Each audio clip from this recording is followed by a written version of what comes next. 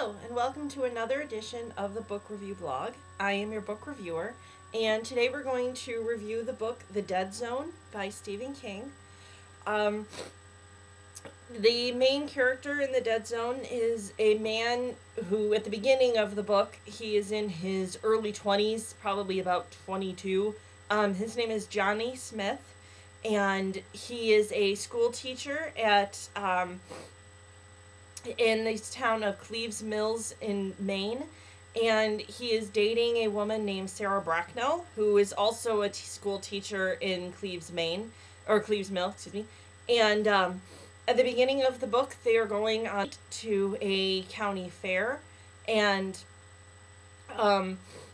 the at the county fair, he plays a game of like a Wheel of Fortune game is what it's called in the book. I believe it's probably like something where you pick a number. Kind of, they described it as kind of a roulette kind of game where you picked a number on that the ticker thing would land on, and if it did, you won money, and if it didn't, you had to give away money. So Johnny is very good at this game, and he describes them as kind of like premonitions or kind of ideas of what the numbers are going to be. And so he actually walks away with like $500, which is awesome, in like, because this is basically like 1970 or 1972 or something like that. So so that's a lot of money back then. And but Sarah, at the end of the night, is really sick. She describes it as eating like a bad hot dog. And so eventually they were going to spend like the night together as kind of like their first night together. But because of her sickness, he decided to go home, and he hailed a cab and to go home. But unfortunately, when he was in the cab, they were hit on a head-on collision with two people who were doing a drag race, and the cab driver ended up dying, and Johnny ended up being in a coma that lasted basically about 4.5 years. And while he is in this coma, the book goes on and describes two other kind of storylines. They describe a storyline with a character named Greg Stilson, who is at this time a Bible salesman, and just kind of working his way up kind of the occupational ladder, I guess. I mean, he's far into the story, he starts off again as a Bible salesman, and then he moves along to an insurance salesman. And we'll get to him later. But then there's another character or storyline about a mysterious character who you don't know who he is yet, and he is a bad guy where he calls himself Mr. Slick, and he ends up torturing and raping women. And so along those, there's like three main storylines at the beginning of the book where, again, it focuses on Johnny still in his coma and working with Sarah and and Johnny's parents, who are named Herb and Vera, and along with Greg Stilson and this mysterious character.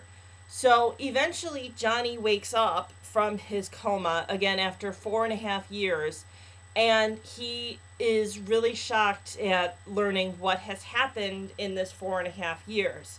The main thing that has happened in his personal life is that Sarah has gotten remarried. She tried to stick with Johnny, but she wasn't sure that he was ever going to wake up again, and so she felt that she had to start seeing other people. And she met a man named Walt Hazlett, and they became married. And at the beginning of when Johnny woke up, she had a little son, who I believe his name is Denny. And then Johnny starts to, again, come out of his coma and start to kind of regain a life. And while he's in the hospital, he has some instances with members of the hospital committee. The first one that has memorableness is with his physical therapist, and he touches him, and he is able to see in his head that her house is being burned and or is burning, and so he's like, go home, there's still time, you can go home and save your house. And first of all, she's like, oh my gosh, what is he talking about? And he's saying, your house is burning, but there's still time, you can save it. And she has no idea that he could see this from his head, but she goes and notices that true, her house is burning, and that he was right. And there were witnesses in the hospital with like nurses and other doctors that confirmed this story, that this man had known what was happening by just seeing it in his head. So Johnny becomes kind of famous in his little town of just a psychic that was able to see things. And so people have started to flock to him to show him, like, to send him things like scarves and different trinkets. Like, this is my daughter's scarf. She disappeared. I just want to know if she's okay or if she died. And he thinks nothing of it and just kind of ignores those types of things. And again, as things are going on, Greg Stilson is moving up and up, where he has gotten out of the insurance business, and he has described to some people that he's going to run for mayor for an undescribed New Hampshire town. And they take him as not serious at all, or they do not take him seriously. But Greg has kind of a power within him that makes him really strong and makes him really makes people fear him. And so, and along with doing this, he's taking like kickbacks, I'm assuming is what it is. He's becoming powerful doing illegal things. It doesn't go in describing what exactly he does, or at least I didn't understand it exactly. But he eventually does become mayor, and he eventually starts running for the House of Representatives. So that's where Greg is going along this storyline, along with the mysterious man who has been torturing and raping women, has been doing it along. And he has been working in a very popular Stephen King town of Castle Rock, Maine. If you're, any relatively known Stephen King fan, you'll know that town very well. But anyway, the sheriff of Castle Rock, whose name is George Bannerman, he has heard about Johnny and has heard about his psychic powers. And so he approaches Johnny and says, hey, we've got a really serious problem here. I was wondering if you could help. And first Johnny's like, no, I don't want to help, but it kind of aches at him, and he's like, okay, fine, I'll help. And so he eventually goes with Sheriff Bannerman to the places in Castle Rock where these women have been found. And Johnny starts to touch things in the town, and he touches like a bandstand, he touches a bench, and he knows exactly who is been torturing these women. And actually what it is, it's a fellow police officer in Castle Rock named Frank Dodd. And first George Bannerman is like, no, Frank is like my son, he would never do that, he's a very stand-up guy.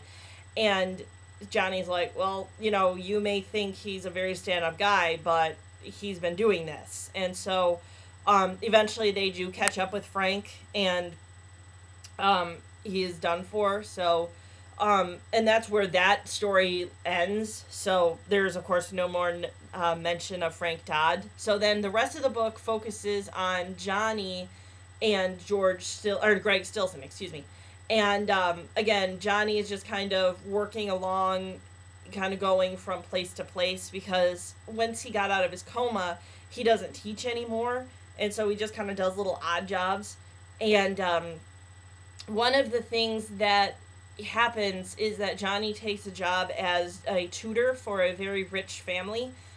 for their one son. And while he is tutoring his son, he becomes very close to the family and very close with the son. And it's time for the son to graduate high school. And the son, at the graduation party, the son gives him a hug. And Johnny is all of a sudden has another vision of the son dying in a fire at a steakhouse where later on they would all go for a big graduation party. And he's telling the son and telling the father, don't go to this. Don't go to this party because there's going to be a fire and things like that. And so the father knows about Johnny, or knows like the news reports about him being a psychic, but he believes him but doesn't really think that he's serious. But the son is like, I know this guy. I know he would never lie to me. This is serious. And so he doesn't go. But then later on, there is a fire at this place, and a lot of people are killed. So that's like a scary moment in this book where things that Johnny has had premonitions about actually come true. And that's, to me, the scary parts in this book. And one of the things that he does is he goes to a New Hampshire rally, and he actually meets Greg Stilson. And that's where they come together in their two storylines. And Greg shakes his hand. And then Johnny gets this very odd premonition where all he sees is blue with yellow stripes. And he thinks it's very mysterious, because most of his premonitions have been much clearer. And one of the things that I hadn't mentioned is when Johnny sees these premonitions, he sees most of the things, but he doesn't see everything. And he says that the things that he doesn't see are in the dead zone. Let's, quotes, dead zone. So that's where this title of the book comes. And, but he, with this unclear premonition regarding Greg Stilson, he still thinks he's a bad guy, because even though it's very unclear, he sees like really scary things and really got scary feelings. And so he starts to get ideas of killing Greg Stilson to kind of avoid these things. Like, he brings up ideas to people like, say you had a time machine and you went back to 1932, would you kill Hitler? The type of things, if you had the ability to change the past, would you do it? And things like that. And he eventually does, or he eventually goes and learns of where Greg is doing a pep rally, and he takes a rifle with him and tries to kill Greg, and he doesn't, but Greg does something really stupid where he grabs a nearby child who is wearing a blue snowsuit with yellow stripes, and that's where Johnny realizes that this is the blue with yellow stripes that he saw in his premonition. And somebody takes a picture of Greg doing that, and Greg is doing it to kind of block him from the shots, and so Greg realizes that his career politically is over, and that's kind of where the book ends. And so, like, you know what happens to Johnny Smith, but I'm not going to tell you because I want you to read this book. I guess there are other things that happen that I didn't cover, so please read the book. It was very good. The next book that I am going to read is Firestarter by Stephen King. So I bid you all farewell and happy reading.